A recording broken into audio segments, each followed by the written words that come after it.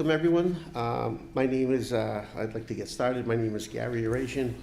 I'm the city's Director of Planning and Development. With me is Nick Wiley, the city's environmental planner. It's going to be a lot more intimate than the last one we had, but we don't take this anymore lightly. We're going to make the same presentation or a similar presentation, and we will welcome questions, but that we could get started. So again, the purpose of tonight's community meeting is to talk with you about the proposed amendments to the local wetlands protection ordinance. Tonight's meeting is just a community meeting. It is not a public hearing. The municipal council will be calling for a public hearing sometime in April or May, but tonight's meeting again is just a community meeting. And our goal tonight, as was last time, is to provide you with some in-depth information about the ordinance and answer any questions you might have. Nick and I coordinated with the Sustainability Commission to conduct two of these informational meetings, and tonight is the second of the two. The last one was on March 19th. Again, Nick has prepared a PowerPoint presentation. We're going to go over with you the proposed amendments, why we believe that the amendments are a good idea for our city and the environment. Again, the importance being to enhance wetland protection, water quality, and flooding, just for a few reasons. We'll talk with you about the amendments and what they mean to you in practical terms. Talk with you about the exemptions that are built into the proposed ordinance. We're also going to talk about the grandfather rights that are built into the ordinance. The only ground rule is if you have a question, again, there's only a few of us, I realize that, but if you wouldn't mind just coming to the podium and speaking from the podium, because it's on AACS, and just to make sure that, aside from yourselves, that the home audience can hear you, if we respectfully ask if you could come to the podium. And the one item that I just want to talk about that I mentioned at the last meeting is we are going to, Nick and I, when we speak at the public hearing, we're going to recommend to the municipal council that should it adopt the amendments as proposed or any modification thereof, that we're going to recommend to the council that there be an effective date of 6 months. So should it vote the ordinance, that anyone working on plans, engineering plans, out of fairness to the community, that if you were to file on the last day of the 6th month, you would still be under the existing rules, if you may. The new rules wouldn't apply. So we're going to ask for an effective date of 6 months. So with that said, I'm going to turn it over to Nick. All right. Thanks, Gary. As Gary mentioned, my name is Nick Wiley. I'm the environmental planner and conservation agent for Attleboro. To start, just to go over a brief agenda, I'll start by discussing the importance of our local wetland ordinance, move into what exactly is the wetland protection zone. That's the most critical portion of the ordinance as it exists, the proposed amendments, the purpose of the amendments, and then we will have time for questions and answers at the end. However, over the course of this presentation, if there's a specific term that I use or anything else in my presentation that you just you don't understand the meaning of, or would like some context to that so you can understand some of the language better, please feel free to come up to the podium and ask. I'd like to make sure that whatever is being discussed tonight, everyone knows exactly what's going on and we're all on the same page. Okay. So, starting with the importance of Attleboro's local wetland ordinance. So, local wetlands ordinance are a common thing across the Commonwealth here. They are very useful because they help fill gaps that may be left by federal and state laws in terms of wetland resource protection. And they typically will protect more resource areas than, say, the state's Wetlands Protection Act. One of the biggest distinctions between the Wetlands Protection Act and Attleboro's Wetland Ordinance is that the state's Wetlands Protection Act focuses on bordering vegetated wetlands, whereas Attleboro's not only protects bordering vegetated wetlands, we also protect isolated vegetated wetlands.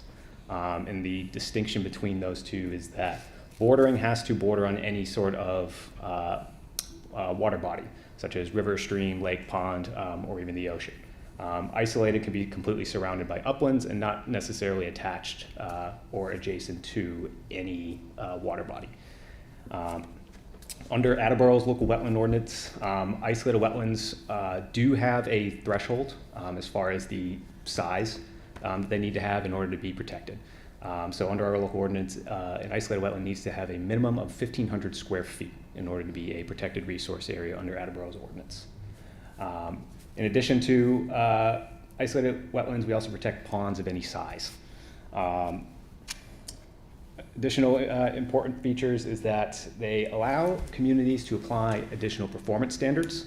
And what I mean by that is anyone that is proposing, say, to directly alter a wetland area, the Wetlands Protection Act requires that if the commission were to approve a direct alteration, they have to replicate that wetland area from a 1-to-1 to mitigation ratio, whereas our local wetland ordinance, we require a 1 to 1.5 mitigation ratio for that.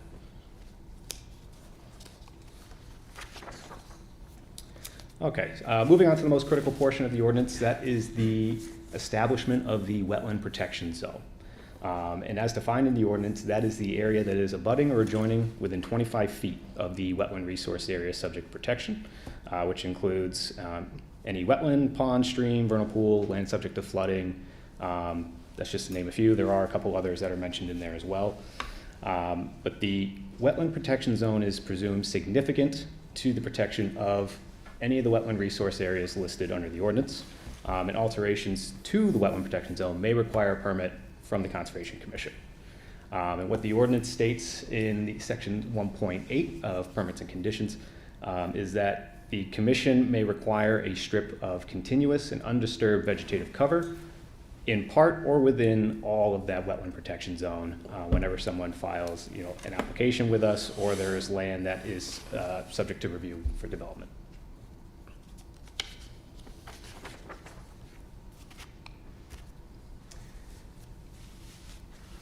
So when the Conservation Commission is reviewing proposed alterations under the jurisdiction of the ordinance, they're reviewing them in the context of 4 classes of disturbance. Those classes are no disturbance, temporary disturbance, limited disturbance, and permanent disturbance. So an example of no disturbance would be that the commission finds that specific characteristics of a wetland protection zone on a particular site are so important to the protection of the interests of the ordinance that virtually no activities or work other than passive passage would be permitted in that area. That is common for areas of new developments, especially if it is a completely unaltered forest in its current state. And if it abuts critical resource areas, typically there's a no disturbance distinction applied to that. But then there's other areas where temporary disturbance may be allowed. And the regulations of the ordinance define what that may be as well. So if you are doing some form of restoration work, removal of invasive species, replanting of native species, that would be an example of temporary disturbance. And then moving on, we have limited disturbance. For example, the commission may allow understory clearing of vegetation, but no clearing of overstory and no conversion of ground cover to lawn. And then there's also limited harvesting of wood, composting of brush, and storing of firewood would be other examples of limited activities within the wetland protection zone that are currently defined in the regulations. And then we have permanent disturbance. Permanent disturbance would be any sort of structure or impervious area, such as a driveway, roadway, within the wetland protection zone.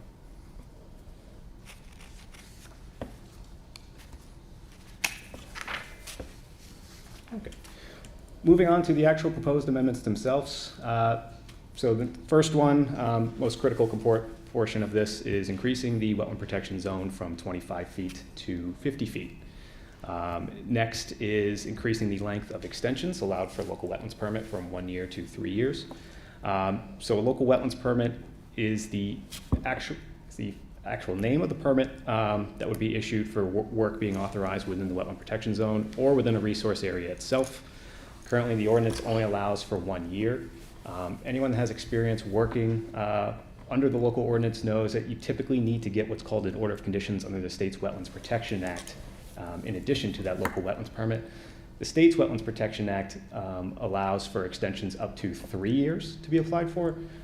So this proposed amendment would help bring parity between the two laws and just make it easier for people to proceed with projects knowing that they can get equal extensions for both of those types of wetland permitting.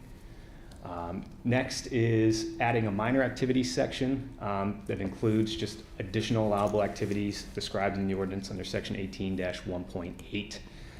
Currently, there is 3 listed in that section under subsections A, B, and C. One would allow the use of or alteration of the wetlands protection zone to alter upland areas. Another is just allowing the use of for passive means, such as passive recreation activities. And then the third that's currently in there is alterations to the wetland protection zone associated with land subject to flooding. And then fourth, which is the largest section in terms of the actual amount of language that's being added, is an exemption section. So the exemptions, I will go over those.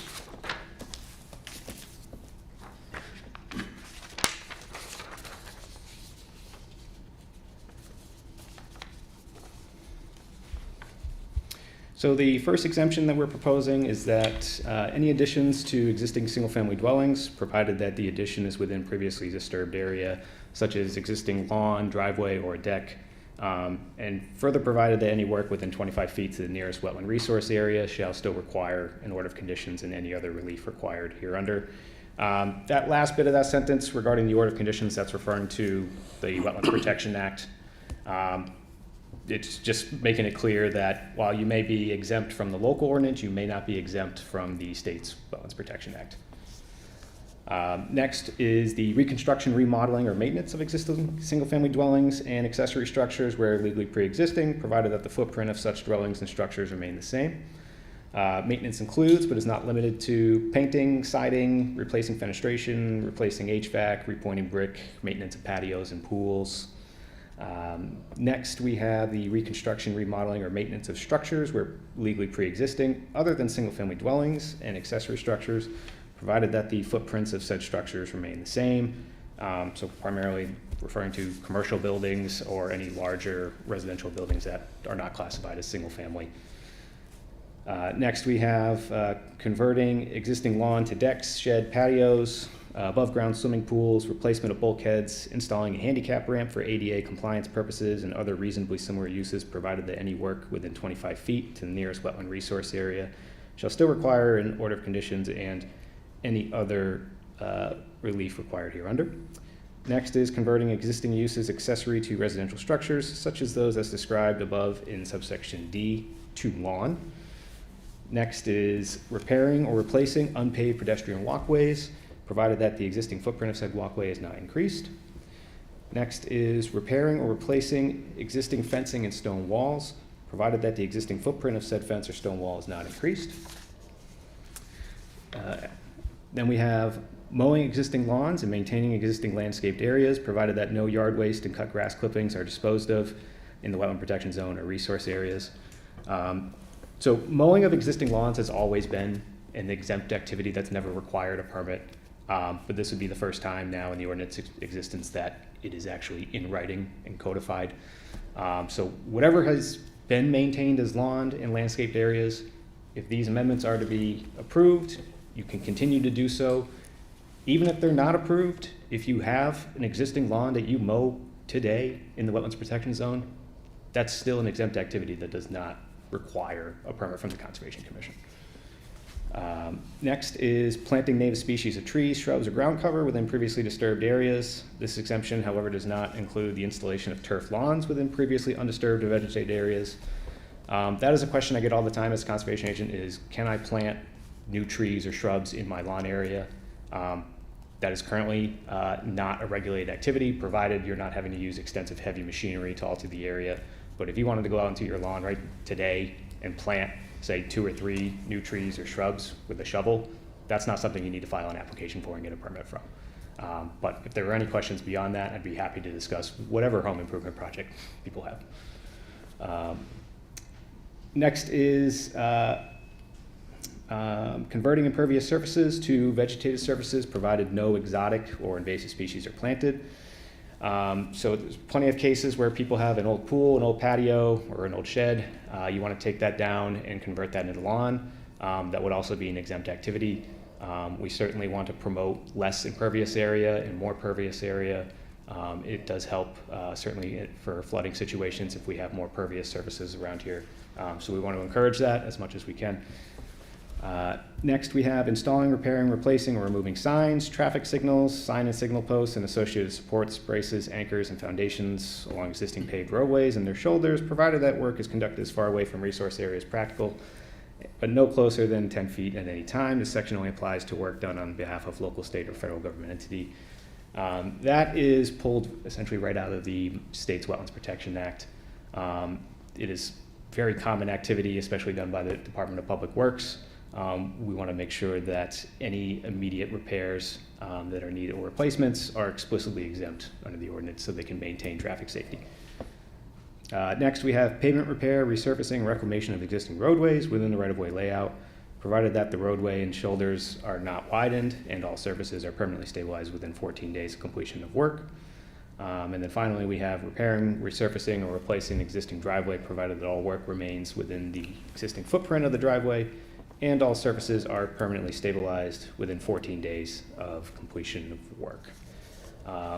Certainly a very common case right now, people repairing their driveway, whether they're doing a full repave of the driveway or they just wanted to fill in some of the cracks. I get this question all the time. So it's not an explicitly exempt activity under the ordinance. It is an exempt activity under the state's Wetlands Protection Act.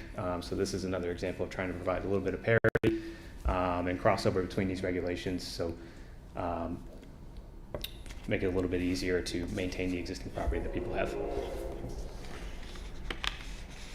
And if anyone is curious exactly what portion of the Wetlands Protection Act these are coming from, the section is 310 CMR 10.02.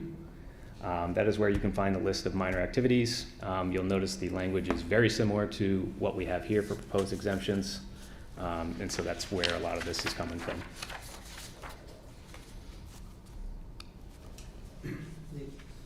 Yep.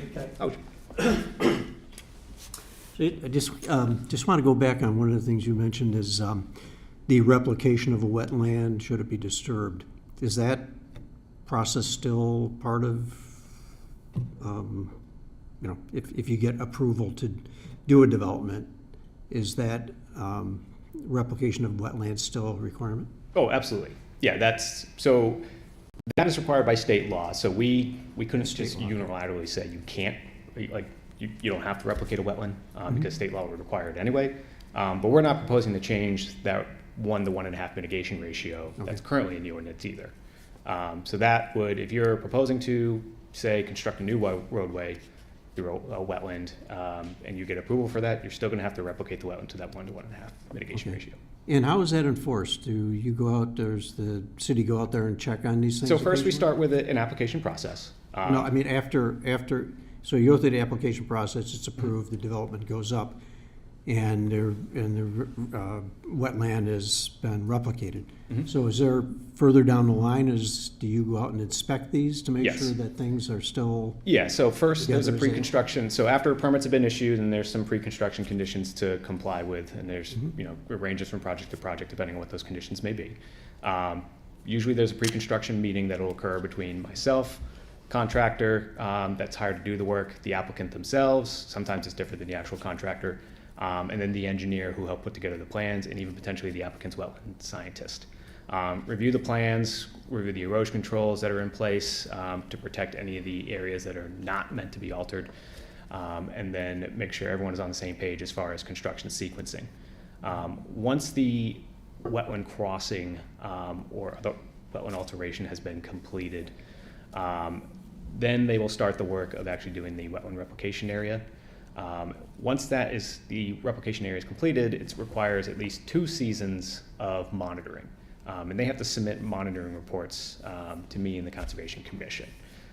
So what I will do is not only will I be out there pre-construction, then I'll go out there immediately after the replication area is constructed, review that, and while we have the higher standard of that 1 to 1.5 mitigation ratio, we require essentially the same standard as far as what percentage of the vegetation needs to be needs to be surviving within the replicated area. So once we determine, okay, at least for that first growing season, you've met the survivability rating that's required, then it's a method of, okay, now they just need to make sure that it's maintained for the second growing season. And then I get a second monitoring report next growing season, go back out, do a review, make sure that looks good. And then provided all the other work associated with the permit has been completed, then they'll submit a request for stiff compliance, and then there'll be another inspection and review of the area. Okay. And then after that second season, then it's assumed that the wetland is just going to do its thing. Yeah, so as long as you have more than 75% success rate of the vegetation that's in there, and you have 2 consecutive growing seasons of it having more than 75% success rate, then it is deemed successful at that point, Okay. provided you get a stiff compliance. Right. So once you see that second consecutive, you really want to go for the stiff compliance as soon as possible, because as we know, sometimes Mother Nature can throw some curveballs, and if we get prolonged drought, then your wetland may have a difficult time at surviving. Right. And there has been times where we've seen some replicated areas, unfortunately, not obtain the hydrology necessary to maintain hydric soils and to have the wetland plants survive. And that's required either replanting or redesign entirely, just due to unforeseen circumstances. And is the developer pick up the tab on it? Yes, they would be responsible for that. Provided that there wasn't some act of another human outside their control Right. that may have caused that. No. But then now that's really getting into a legal issue. Right. That would be beyond the commission's control.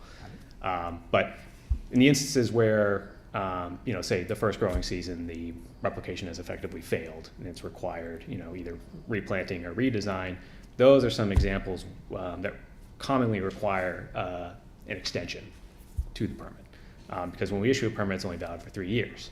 Well, if you already lost 1 year now because your replication area failed, generally you're going to need to request that extension.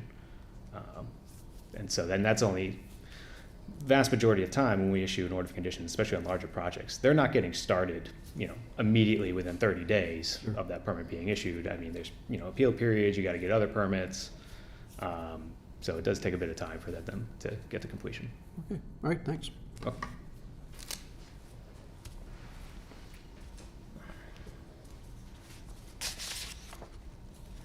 All right, so common question we've gotten is, why are we proposing to amend the local wetland protection ordinance? So the core reasons would be to provide better protection of our wetland resource areas. 25 feet is generally not effective at protecting our wetland resource areas. The research that I have seen out there is that anything less than 50 feet is generally ineffective.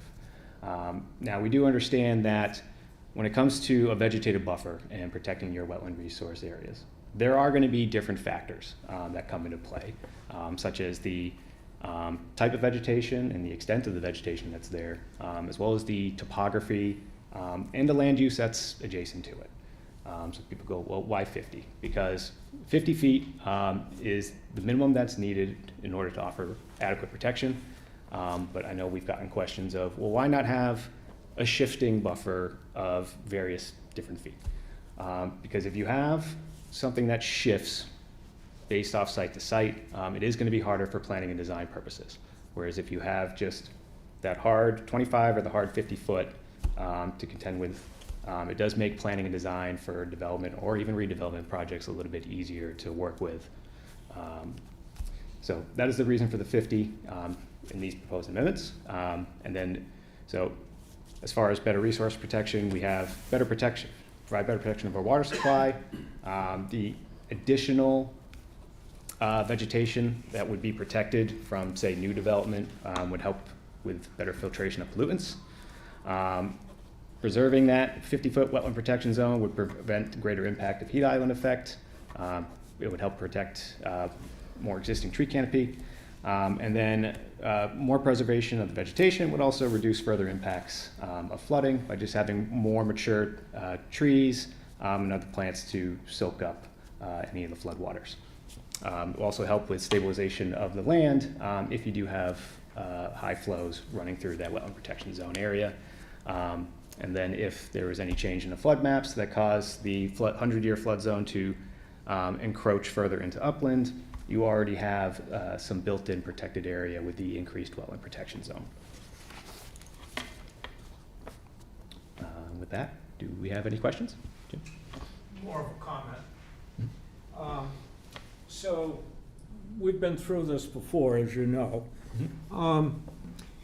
So there's already been a legislative judgment by the council that 25 feet was sufficient.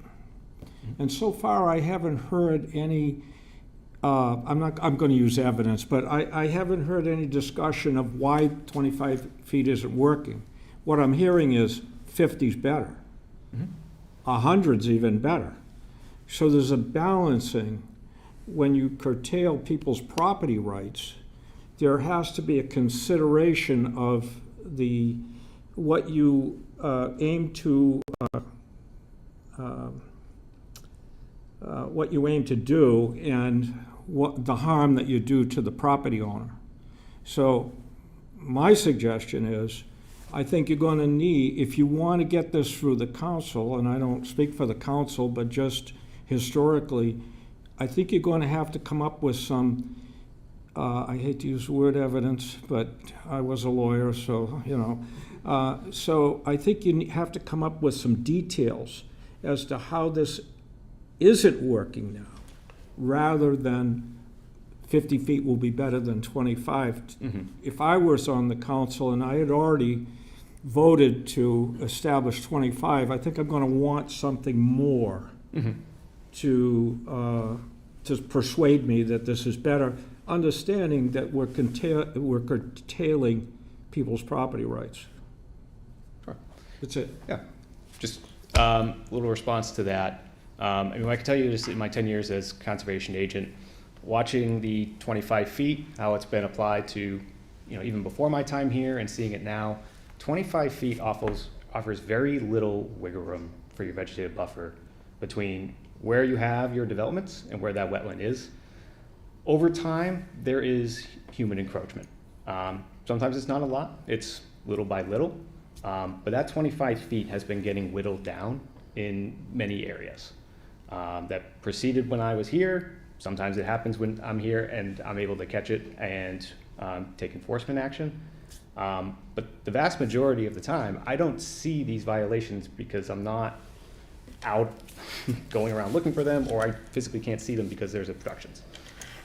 50 feet allows more of a cushion if there is going to be some human encroachment, which there's plenty of research out there that shows you right now that human encroachment, it's not more of an if, it's a matter of when. And typically it's as simple as you have the trees that are going to be growing towards wherever the new development has been built. Once you've cut down all of the forest canopy that was now in front of that 25 feet, now the trees are going to be reaching out further towards the sunlight, getting closer to the house. And there's many problems right now where as soon as the trees start leaning towards the house, now they're becoming a safety hazard. Or I've seen on more than one occasion, we have an insurance company issuing a letter saying, we're going to drop your homeowner's insurance unless you take down these trees, even if they're in the 25-foot protection zone. So now that creates a dilemma for me and the commission where we don't want to see someone lose homeowner's insurance because there's a tree touching it. So it's trying to work with people in that regard where, okay, we're going to allow the tree to get cut down, but now we're losing our buffer. So if you have 50 feet, you have more area to work with and accommodate some of that future encroachment. So Jim, I think what you're asking for is a more scientific foundation to rationalize why 25 to 50. So you mentioned last time when this was brought up, and you're looking for a reason. I think what we did last time is Nick provided numerous links to the scientific studies that provided the foundation of why we were going to increase it. I think one of the things that we should have done then, rather than rely on someone to read it, we will still rely on that for people to read it, but also to articulate during the public hearing, to put out some of those scientific foundations. There's a plethora of them, but I hear you, and rather than just relying on one to read it, and then if you read it, depends who reads what, and that could be somewhat of an inconsistent rationale from one person to another. So I hear you, we hear you. I think what we'll do for the next one is, aside from presenting those links again, we will extract from those links what we believe to be some of the highlights, because we could be here forever explaining documents that are prepared by academics and PhDs. So we will extract from those what we consider to be the highlights to provide the scientific foundation to advance this from a 25 feet to 50 feet. Good. Okay, okay.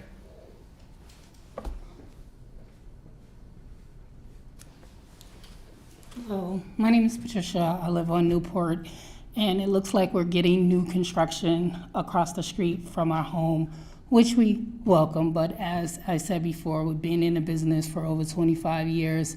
I think we just have the concern of the water seeping into the basements, because we already have, when it rains, we already have the water that's seeping in, not so much in the basement, but in the driveway. So we, of course, welcome new construction, just concerned about water backing up into other people's house. And I've seen it before. Again, I've been in this business over 20 years, and I've seen it happen. So I don't know if, I said before, maybe they can use a sub-pump system or something, or what do you do, or what will happen actually if the water does seep. I forgot to say one thing. I'm here as a private citizen. I sit on the Human Rights Council, so today I'm representing myself.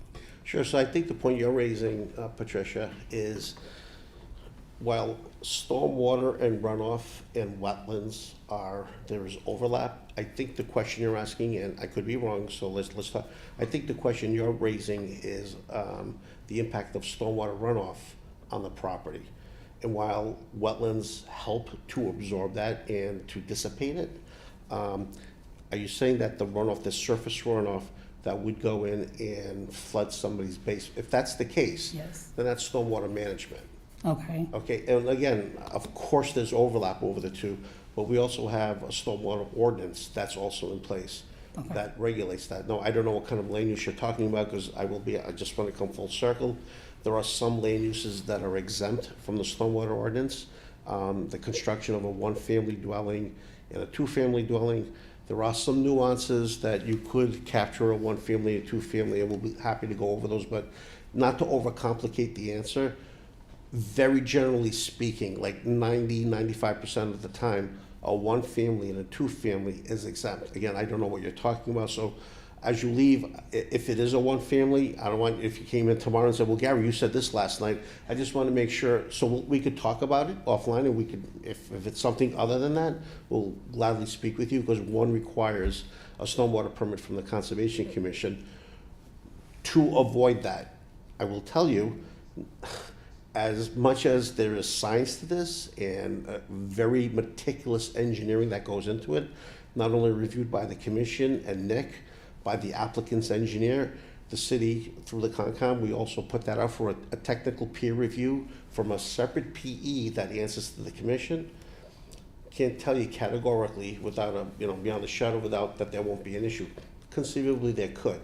But if it's any consolation, again, based on what you're telling me, there would be a permitting process for that, to avoid potential issues, whether on your property, on the development that they're building. Try to avoid any of that. All right, well, that's good to know.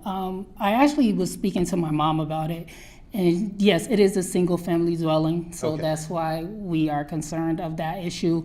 And the company that I worked for before, they didn't build on wetlands themselves. However, down the street, there was a nature center, so they're not sure if the water came from the nature center or just the new development in the area. And I know, like you're saying, you don't have an idea of what's going to happen. We're just want to bring it up as a precaution, but I hear what you guys are saying, so that's good to know, and we definitely would like to work with you, because of course, we would love to have new construction, new neighbors, But nice avoid neighbors any across. problems. Yes.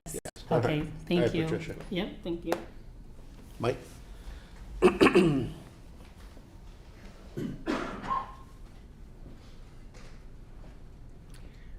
Mike Davis, Thayer Farm Road. I wanted to do a quick comment and then ask a question. So my comment is back to my friend Jim. The Sustainability Commission has been researching this for about a year and a half before we proposed it both to the City Council and the mayor then took up the mantle and engaged these guys to do this part. Your question is a very, very good question, and it ought to be made probably more clear to councilors as to why are we doing this. So there was a good slide up there to say the benefits of it, but the science, you use the word evidence, there's plenty of evidence out there. So the evidence is at a global level and a federal level. So it's been supported. When I say it's been, two things have been stated. One is 25 feet is ineffective, not just inefficient, but it's ineffective. It doesn't work. And the second piece is that that Nick had relayed is that 50 feet is the minimum. It gets better, and it depends on all kinds of things. What's the soil makeup? What's the vegetation there, and things like that.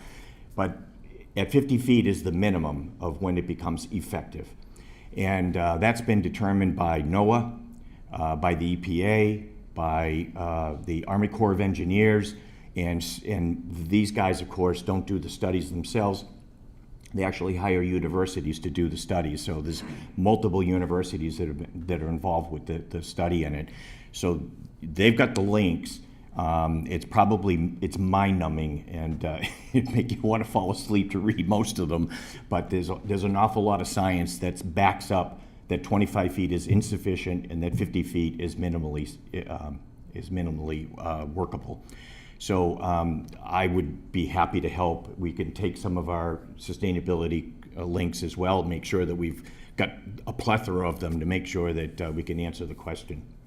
So that's the comment. The question I've got is that I'm curious how often is a permit actually denied? So because that the concern, if the concern is this, how concerning is it? Is it a big issue? Are permits denied a lot over time? So what's our general experience both within the planning department and within the Conservation Commission? So a lot's not a number. Big is not a number.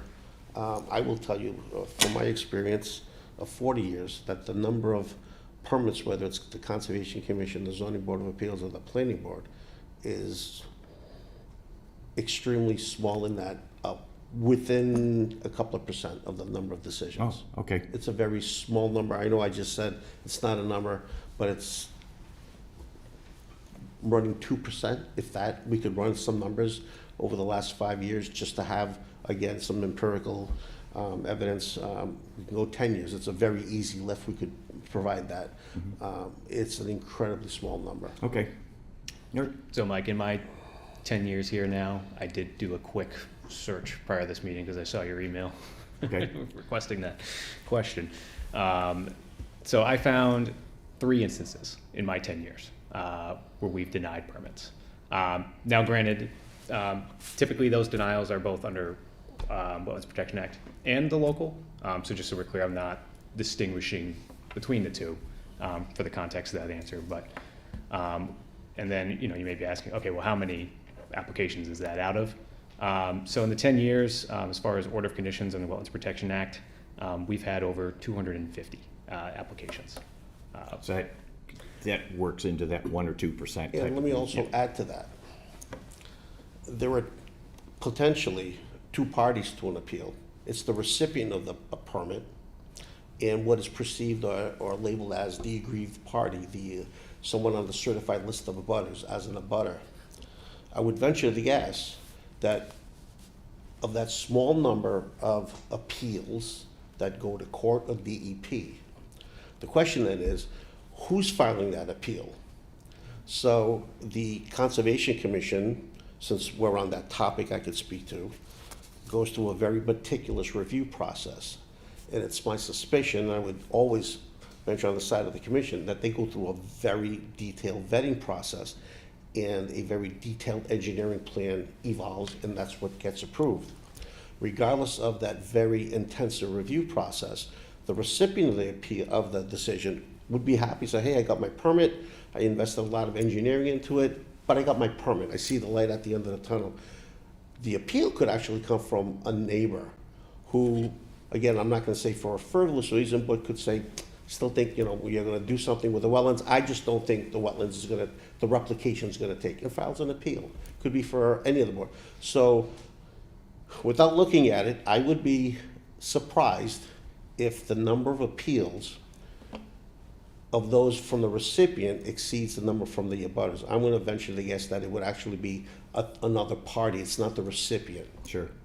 So I think, again, we could take that and whittle that down to even a smaller number. So we'll go back 5 years, 10 years, just to have that data, you know, presented, what the number of the appeals are, and we could even get into the further forensics of where did that appeal come from. I think it would be more telling if we said there were, for the sake of discussion, to exaggerate the example, 30% of all the decisions rendered over the last 10 years are appealed, and all 30 from the recipient of the engineer, to say, we could just never come to some agreement. I think it's the complete converse of that. Okay. Well, I think it would address the question of how big is the problem, in terms of how big is the problem. Right, and how can we extrapolate that if that's the problem right now, Right. you know, could we extrapolate? Correct. I think it's a fair basis to extrapolate that from. Okay, thanks. Okay, Dave Rollins again. Yeah, just to kind of follow up on what Mike said, so of those 200 some odd cases that you have seen, what percentage of those were from existing homeowners versus new development? That I'd have to do some Yeah, digging. we'd have to look into I'd have to look at each individual Well, I'm just application. wondering, is it, you know, are the people that would object to this, are they more on the development side, or are they the homeowners that are trying to do something and then therefore they have to go through this process of getting a permit? We'd have to look to Okay, see all right. what the basis of the appeal is. Yeah, I mean, because, well, I mean, if we had that off the tip of our head, I mean, that'd be remarkable, I would think. well, So. yeah, I wasn't I looking I wish for, my memory was that that detailed. I mean, I wasn't looking for exact number, but just kind of a ballpark. I know at least one of the denials was developer-based, Yeah. out of the three I'd mentioned. I'm trying to remember the other two, what they were Let's for. not speculate, it is what it is. Yeah, We'll I mean, just- it's only three, so I can do the research Yeah. relatively quickly, soon enough. Okay. And then I can get back to you on that, Dave. All right, Yeah. fine, thanks. John? I'll try not to be redundant from last week, but I have a comment and a couple questions. Having been on the other side of an appeal. In Attleboro or? In some- Attleboro. Okay. Yeah, my cousin went through one on Park Street in Attleboro, and I think we already discussed this at the last time, but, you know, it was a comfort to know that even though there was a disagreement between the neighbor, actually not the commission itself, that there was a quick process to be heard, and that process was through DEP. And within 60 days, my cousin was heard, and she was issued a superseding order of conditions. So I thought that was a fair platform to have a grievance heard, because the alternative if there is a denial within the WPZ and that the local ordinance, you no longer can appeal to DEP. You have to go to Superior Court. And that's a bear. That's 3 years waiting for a court date and a pretty expensive process. So, you know, I come from the perspective, I'm a developer and I can handle those things. And so what I would ask is, why aren't homeowners exempt completely? If the real thrust here is to slow down or to curb development. I think there's a lot of, not mincing words, but piecemealing, you know, with the exemptions and how effective is it really? You know, a denial to them will be a real hardship if they can't put in their in-ground pool, because there's no exemption for that. It's an above-ground pool. There's no exemption if you have to cut trees down, you know, and then it becomes a policing nightmare. Like, okay, were those trees cut down this week, or was that done 10 years ago? And now you're looking from Google Earth, looking at historical maps as to, you know, what was done. You know, I implore you to waive the exemptions altogether and just allow homeowners to be exempt. And then do the battle with the developers like myself, because, you know, I spent some time listening to the comprehensive permit, the comprehensive plan from Judy Barrett, and, you know, there's a lot of competing factors here. We need housing, we need more affordable housing, but we're also now imposing this restriction that's going to reduce the pie a little bit. So it'd be nice to see some regulation or some change in the zoning that makes it more accommodating to the missing middle that's required. Because right now you have two choices. You can buy an old home and fix it up, or you know, someone's gonna buy a house lot, and their only alternative, because the house lot's so expensive, is to build $1 million home. It's just the math.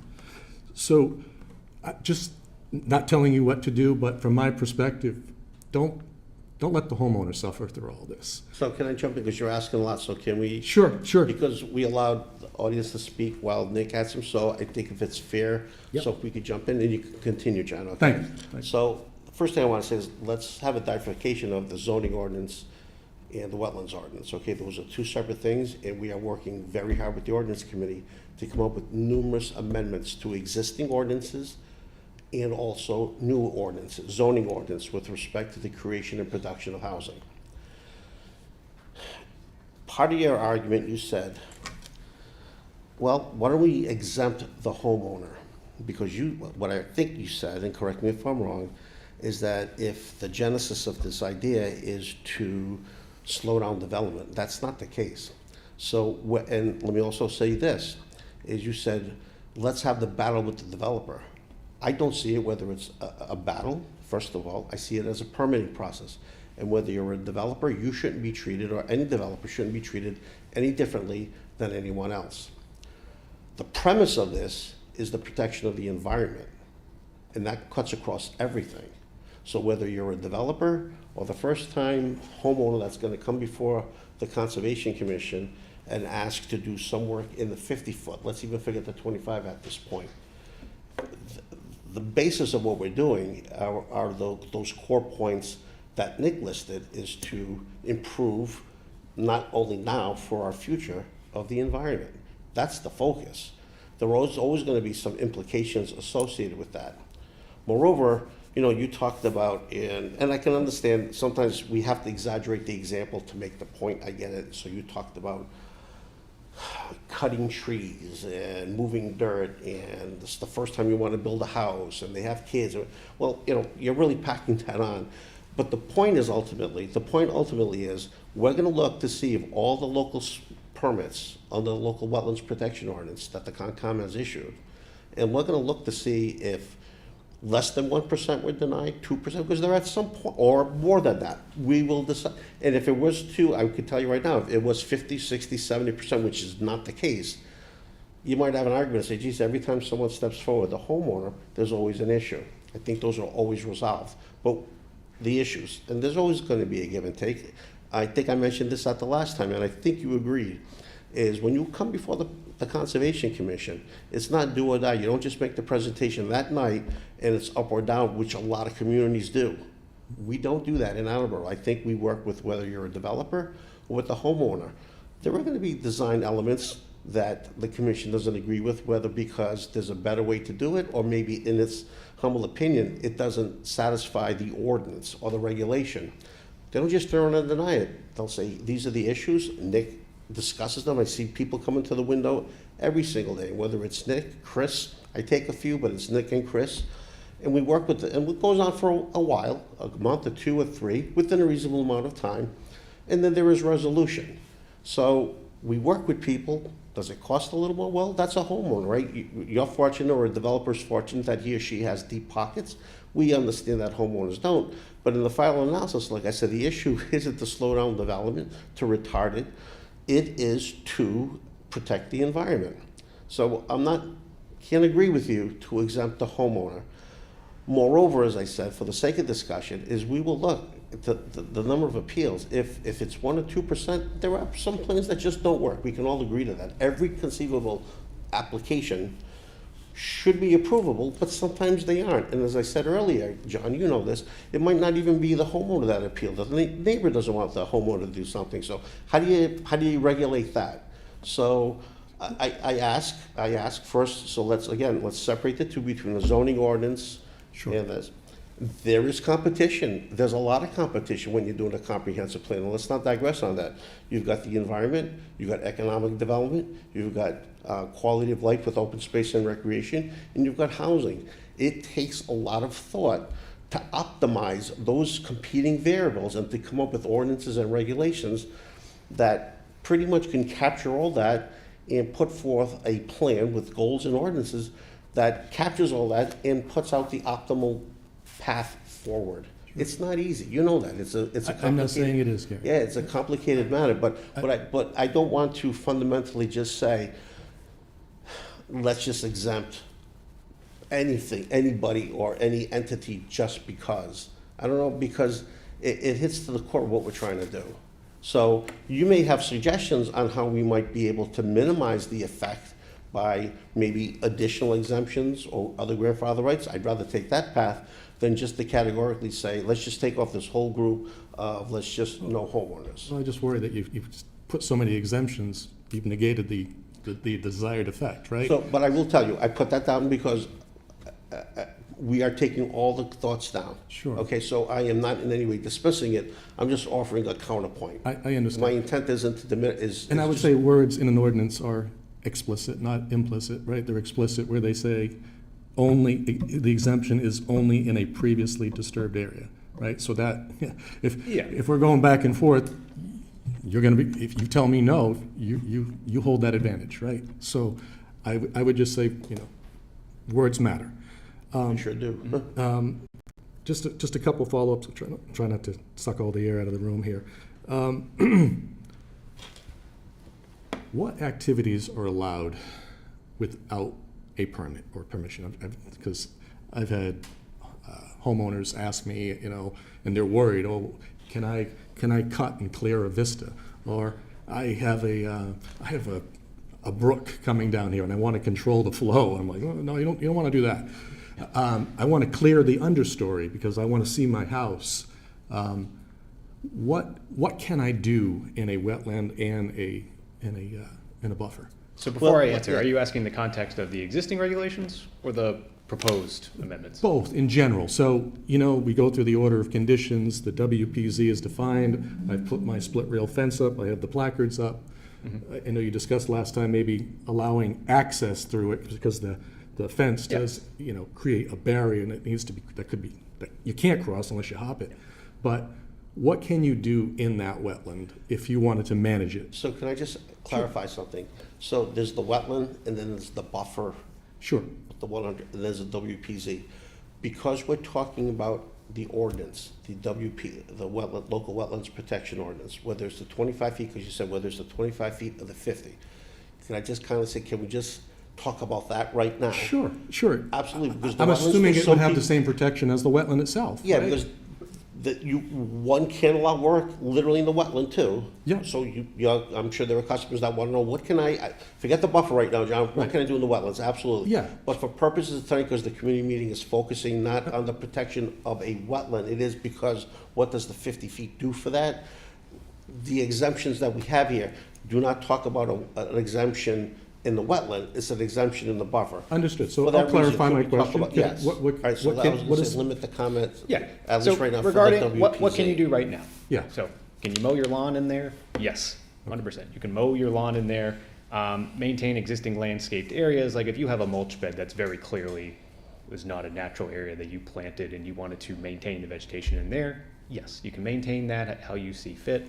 A lot of people ask, can I trim back some branches off of trees or shrubs that are coming onto my lawn?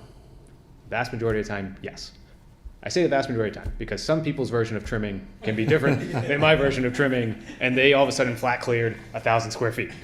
So And that's happened. yes, that has happened. So that's why I say there's always nuance to this. Sure, always ask before you do it, right? I mean, And that's where I'm always open. Where if someone has a question, call me, email me. I'm happy to either answer it over the phone or in an email, or happy to set up a site visit. Show me what you want to do. Sure. Basic maintenance activities generally do not require any sort of permitting from the Conservation Commission, especially when it comes to your actual home. Pretty much anything that you're doing on your home, provided you're not expanding its footprint. And what I mean by that is you know, are you replacing the roof, replacing the siding, replacing windows, painting it?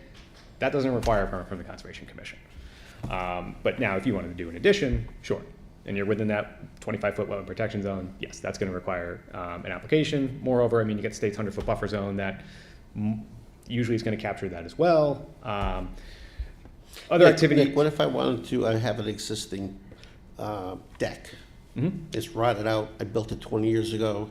Even with, let's say it's not Trex, let's just say it's pressure-treated lumber, even that rots out. So I have an existing deck. Let's 10 by 20. Can I replace that? Yes. Yeah. So, again, everything he said is correct, but I know you're gonna say, well, it's a passive. I could mow the lawn. I could paint the house. I think you're talking about something more substantial, like, as he said, if Well, if there's someone has a walkway river there- and they want to see the river flow, can Yeah. they cut the Right. understory down so that they can look at it? I mean, that's, So if you're- a homeowner asked me that. Yeah, I And I'm mean, like, the minute that's you the start- riverfront, you gotta be careful Now, about now that. you're going into the actual resource area itself. So, I mean, and that's where the Wetlands And by Protection resource, we're Act. talking the actual wetland now. Yeah, and that's where both the Act and our ordinance are going to generally clearly define that as destruction of vegetation within a regulated resource area, such as, you know, a stream or the bordering vegetated wetland itself, is going to be a violation. So that's where, you know, prior to doing that, you would need a permit and then provide, okay, what is your reasoning for going in there to destroy the vegetation? Because sometimes, like, it could be invasive species that are in there, and you want to get rid of them. The Conservation Commission would support that, but we want to review the activity to make sure it's done right, because someone could misidentify an invasive species and then cause an even bigger issue. Or if they just take all these species out and now there's no plants that are holding the soil together, especially adjacent to a river, well, then we could have a significant flooding event come in, and now you've just transported all that soil that was held together off the floodplain further downstream and cause an even bigger problem. So activities like that are generally going to require some type of permit That's in the wetland though, right? in the wetland itself. But So conceivably, let me ask this, let me ask it this way. Would that still be required even if we didn't have a local wetlands protection ordinance? under the Wetlands Protection Act, yes. Yes, see, so again, I want to If make you wanna it, keep it- take it keep completely it off to the that. top, that if we did not even have a LWPO, you would still be required to come before the commission. That's under the Wetlands Protection Act. So, I just want to make sure that's not because of the WPZ, it's outside of the reach of the WPZ, whether 25 or 50 feet. Understood, understood. And then when it comes to like other activities that homeowners may want to do, like, because I get this question all the time, is like, well, can I do passive recreation activities? Yes.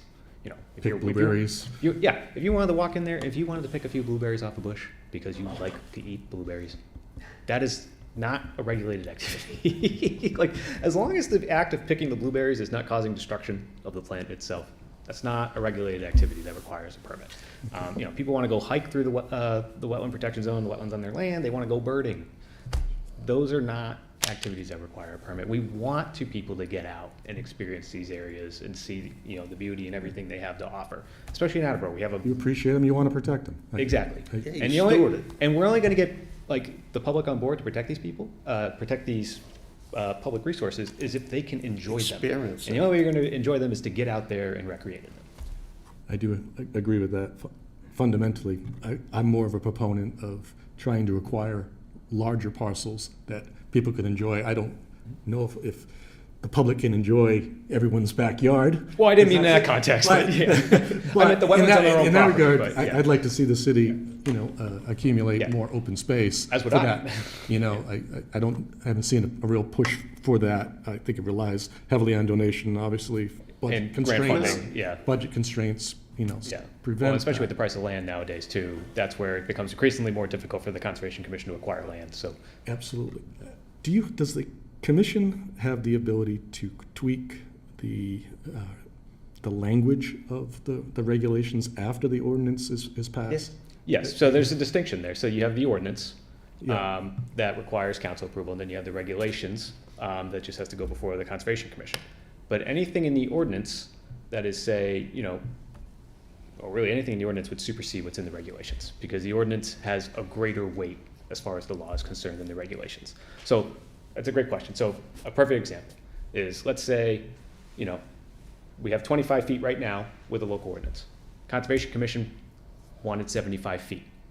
Even if the Conservation Commission held a public hearing, went through the whole legal process and approved that, It wouldn't. legally you could not enforce 75 feet because the ordinance says 25. Okay. yeah, so there's some checks and balances there, like, So ordinance goes before council, regulations go before the commission, and the commission can adopt or modify or amend regulations based on the leeway that the ordinance gives it. I appreciate that. How does the tree ordinance come into effect without, by changing regulation? Wasn't the tree ordinance adopted itself? the tree ordinance, which, The one that regulates if you cut a tree, you have to replace it with Yeah, there was a tree caliper ordinance. inch. There was So a, if you cut a 10-inch tree down, you have to replace it with, are you referring to that regulation in the stormwater ordinance? yes.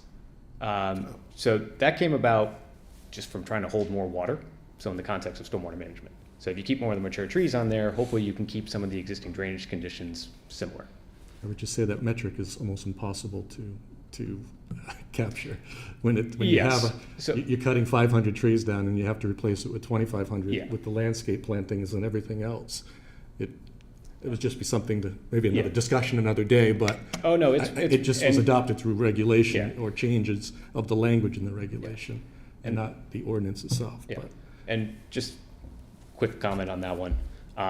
So this is where, in the context of the regulations, we are allowed to grant waivers, as provided that the regulation is not infringing on, federal or state laws or regulations. And especially in the context of that particular regulation, the stormwater ordinance, the commission is noticing that, yes, it is very difficult. Yeah. So we have granted waivers on more than one occasion. I like a 1-to-1, if I could offer my opinion, though, if you cut a tree down, replace it, but I think in the context of stormwater ordinance, John, I'd love to talk to you more about that. I'd like to talk to outside you the more about context that. of And this I won't meeting. take any more time. Yeah. I appreciate it. Thank you, guys. Does anyone else have any And- other questions, comments, questions? concerns? All right, thank you. Thank you very much, folks. That concludes our meeting. Thank you all.